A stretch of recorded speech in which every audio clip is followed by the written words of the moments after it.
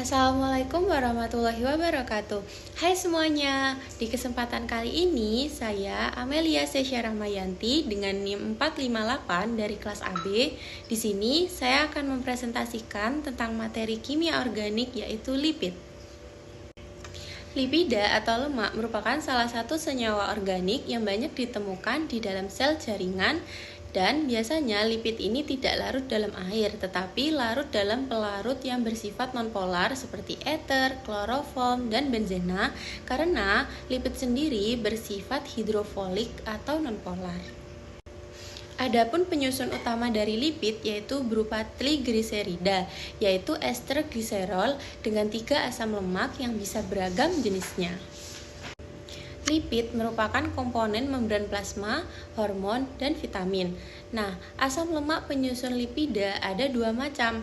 Yang pertama yaitu asam lemak jenuh dan yang kedua yaitu asam lemak tidak jenuh.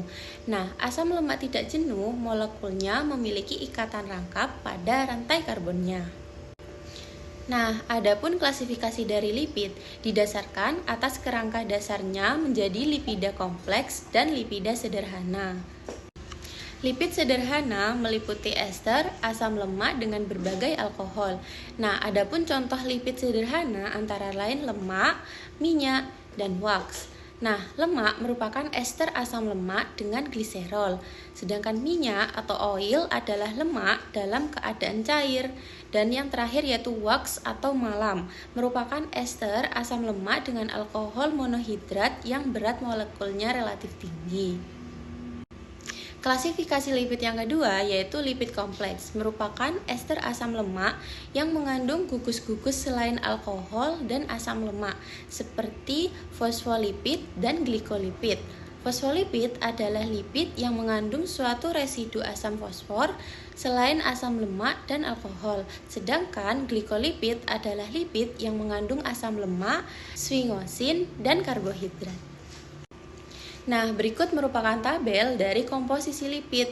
Lipida kompleks meliputi triacylglycerol, fosfolipida, sfingolipida, dan lilin. Sedangkan lipida sederhana meliputi steroida dan terpena.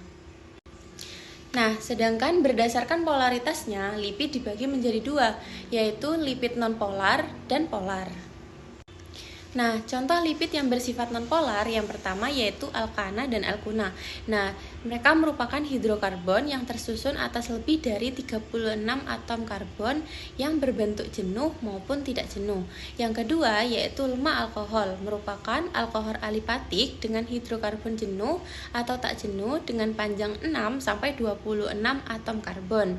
Yang ketiga yaitu lilin, merupakan ester dari asam lemak dan alkohol dengan rantai panjang. Yang keempat yaitu sterol, ditemukan pada tanaman fitosterol dan hewan yaitu kolesterol. Nah, yang kelima yaitu tokoferol, merupakan vitamin E yang ditemukan pada sumber minyak. Dan yang terakhir yaitu trigliserida, tersusun atas gliserol dan asam-asam lemak.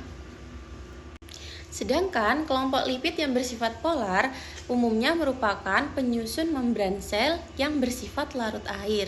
Contohnya yaitu fosfolipid, lipid yang berikatan dengan fosfat.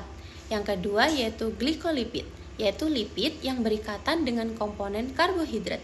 Yang ketiga yaitu proteolipid, yaitu lipid yang tersusun atas satu residu asam amino yang dihubungkan dengan asam atau alkohol rantai panjang.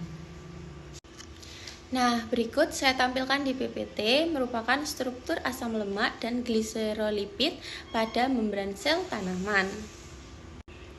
Berdasarkan struktur kimianya, lipid terbentuk dari kelompok ketoasil dan kelompok isoprene. Nah, gabungan dari kedua kelompok tersebut membentuk ikatan kondensasi yang dinamakan kondensasi Claisen. Hal ini juga dijuluki reaksi pemanjangan rantai. Yang berikutnya yaitu reaksi pembentukan lipid. Reaksi pembentukan lipid melalui kondensasi Claisen pertama kali ditemukan oleh ahli kimia yaitu J.G. Stipp dan Rainer Ludwig Claisen.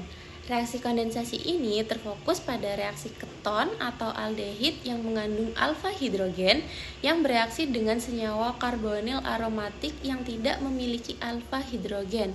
Mekanisme kondensasi Claisen diawali dengan pembentukan ester.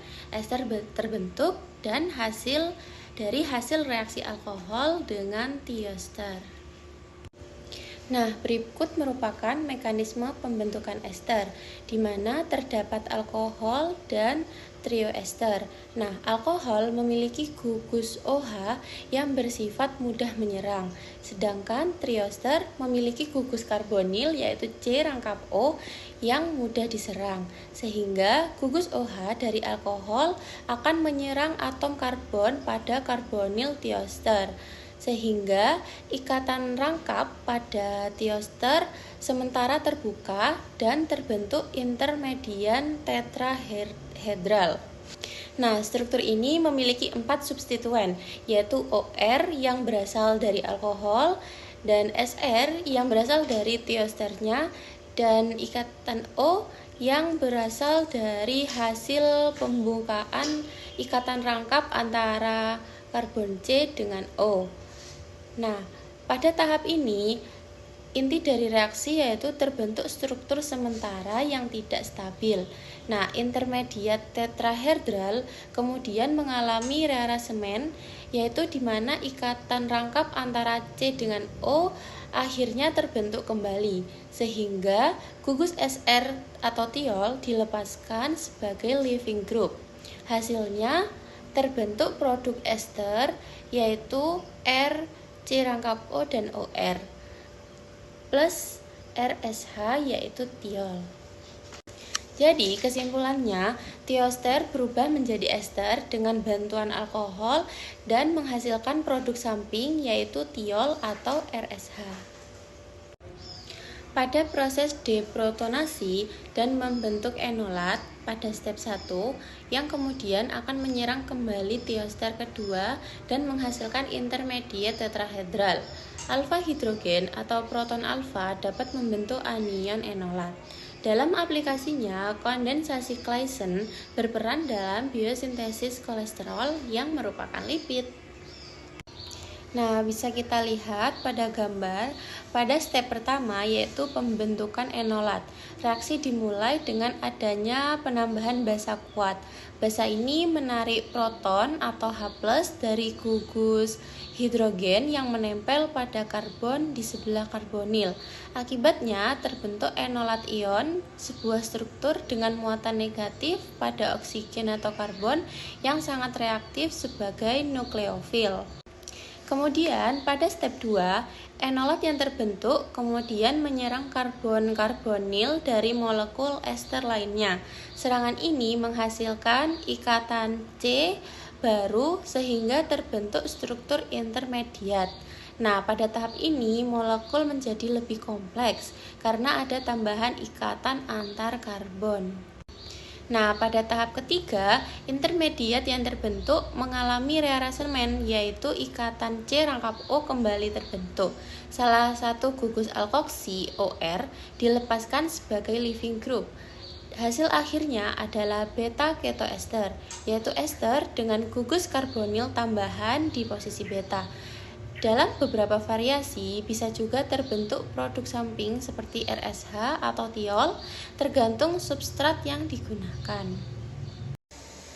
Nah, biosintesis lipid dapat melalui reaksi kondensasi Claisen pada pemanjangan rantai ketoasil dan reaksi alkilasi isopentenyl PP pada pemanjangan rantai isoprene. Pada mekanisme tersebut terdapat perbedaan dalam pembentukan karbanion intermediat. Pada kondensasi Claisen, yang bertindak sebagai karbanion adalah nukleofil, sedangkan pada alkilasi isopentenyl yang bertindak sebagai karbokation adalah elektrofil. Nah, materi yang berikutnya yaitu jenis-jenis uji reaksi lipid. Nah, untuk uji yang pertama yaitu uji hidrolisis lemak. Pada reaksi hidrolisa, minyak dan lemak diubah menjadi asam lemak bebas dan gliserol yang dapat mengakibatkan terjadinya kerusakan pada minyak dan lemak tersebut. Hal ini terjadi karena terdapat sejumlah air yang dapat mengakibatkan ketengikan atau kerusakan pada minyak dan lemak.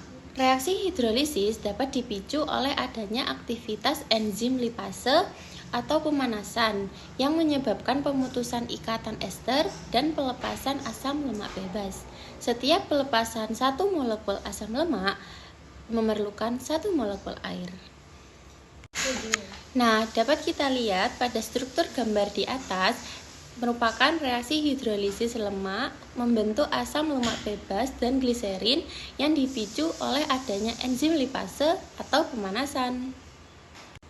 Reaksi yang kedua yaitu reaksi hidrogenasi.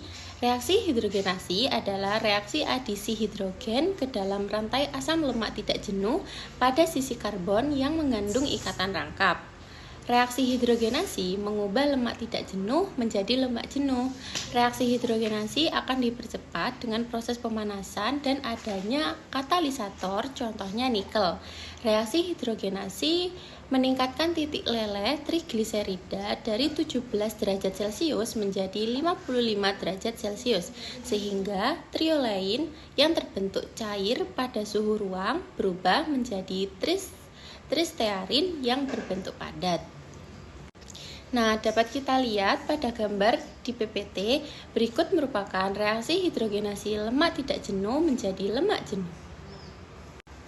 Dan reaksi yang ketiga yaitu reaksi penyabunan. Reaksi penyabunan terjadi apabila lemak, misalnya gliserin palmitat, dipanaskan dengan adanya alkali seperti sodium hidroksida yang menyebabkan ester gliserin terkonversi menjadi garam, natrium palmitat, dan gliserin. Garam asam lemak berantai panjang ini disebut sabun, sehingga reaksinya disebut reaksi penyabunan. Prinsip reaksi ini digunakan dalam proses produksi sabun secara komersial dan ditunjukkan pada gambar berikutnya. Nah, berikut gambar dari reaksi penyabunan lemak dalam membentuk sabun. Baik, sekian presentasi yang dapat saya sampaikan pada kesempatan kali ini. Terima kasih atas perhatiannya, semoga bermanfaat. Wassalamualaikum warahmatullahi wabarakatuh.